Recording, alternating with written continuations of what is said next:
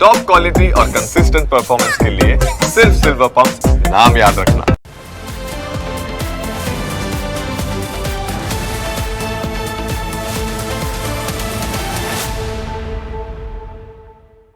વાત હવે અન્ય એક મુદ્દા વિશે।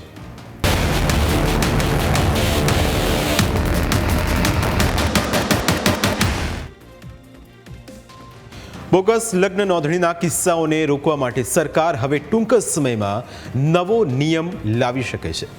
લગ્ન નોંધણી લઈ સરકારે કેટલાક નિયમો નક્કી કરી દીધા છે અને આ નિયમો ઉપર હવે કેબિનેટની બેઠકમાં ચર્ચા થશે।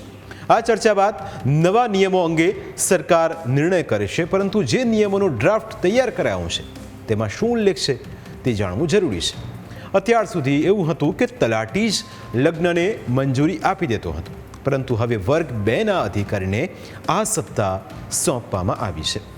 લગ્ન નોંધણીની પ્રક્રિયા માટે તલાટીની સહીથી નોટિસ તૈયાર કરાશે। નોંધણી કરતા પહેલા માતા પિતાને નોટિસ મોકલવામાં આવશે। જો માતા પિતાને વાંધો હોય તો તેઓ રજૂઆત કરી શકશે। માતા પિતા તલાટી અને વર્ગ 2ના અધિકારી સમક્ષ પોતાની રજૂઆત કરી શકશે। જો માતા પિતા વાંધો ન ઉઠાવે તો અધિકારીઓ લગ્નને મંજૂરી આપશે, પરંતુ માતા પિતા વાંધો ઉઠાવે તો લગ્ન માટે તલાટી મંજૂરી નહીં આપે।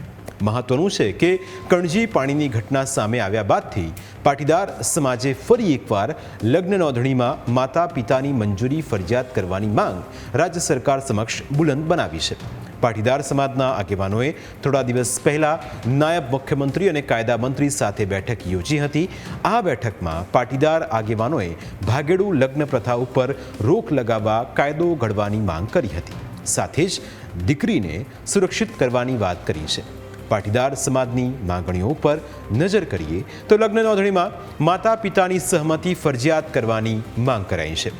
ભાગીને લગ્ન કરવા ઉપર પ્રતિબંધ લાવવાની માંગ કરવામાં આવી છે।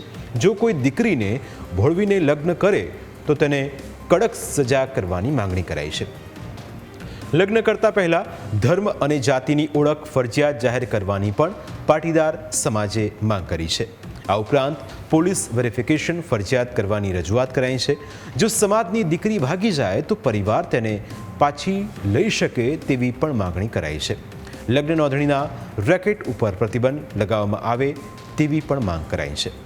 તો બીજી તરફ આ સમગ્ર મામલે ન્યૂઝ કેપિટલની મહેનત પણ રંગ લાવી રહી છે। કૌટુંબિક મામાના દીકરા સાથે લગ્ન કરનાર તુલસી ઠાકોર ઘરે પરત આવી છે। તુલસી ઠાકોરે ન્યૂઝ કેપિટલ સાથે વાત કરતા સ્વીકાર્યું કે તેના લગ્ન બોગસ હતા। તેણે દાવો કર્યો કે સમાચાર જોયા બાદ તેને થયું કે કૌટુંબિક ભાઈ સાથે લગ્ન કરીને તેણે ખોટું કર્યું છે। ના, અમે મંદિરે કદી નહીં ગયા। હારી જ ગયા હતા, પણ મંદિરે નહીં ગયા। એ મહેસાણાથી આપી હતું વકીલે। ના, નહીં ફર્યા। મારો અનુભવ થયો કે હું ઘરે આવું, મારા મામાના છોકરો થાય એટલે આવી ઘેર। પાછળથી એવું પરિવર્તન થવાનું કે હવે પાછળની લાઈફ જોવી, હવે કશું કંઈ કરવું નહીં। હા, ખોટી જ થઈ। ને તો એવું કહી શકાય કે હવે આવું કોઈને કરવું નહીં। બીજી તરફ જાંબુઘોડામાં જયશ્રી પટેલ અને કૌશિકગીરી ગોસ્વામીના બોગસ લગ્નની ફરિયાદ બાદ હવે જયશ્રી પટેલના પિતાએ પોતાની વેદના વ્યક્ત કરી। ન્યૂઝ કેપિટલ સમક્ષ જયશ્રી પટેલના પિતા રડી પડ્યા અને કહ્યું કે હવે તેઓ સમાજમાં મોઢું કઈ રીતે બતાવે। હવે તેમની દીકરીના લગ્ન પણ નહીં થાય। સમાજની અંદર આવો પ્રશ્ન બને એટલે અમારે જીવવું કાઢી થઈ ગયું છે। હવે અમારે મોટું કેવી રીતે દેખાડવું ગામમાં અને સમાજમાં, આ વળી છોડી પાછી આવે એટલા માટે અમે પ્રયત્ન કરીએ છીએ।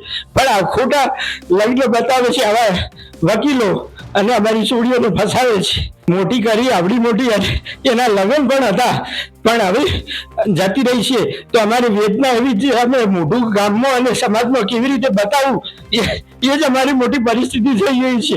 હવે અમારે જીવવું કે મરવું એવી પરિસ્થિતિ ઊભી થઈ છે। દીકરાનો અમારો સવાલ ઉભો થાય છે કે હવે દીકરી જતી રહેશે તો અમારે છોકરાને કેવી રીતે પરણાવવો એ જ મોટી ઉપાધિ થઈ છે।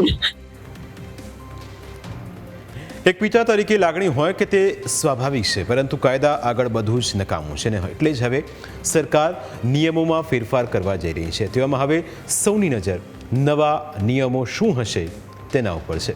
પ્રાઇમ 9માં સમય થયો છે બ્રેકનું. બ્રેક બાદ અન્ય મુદ્દા વિશે વાત.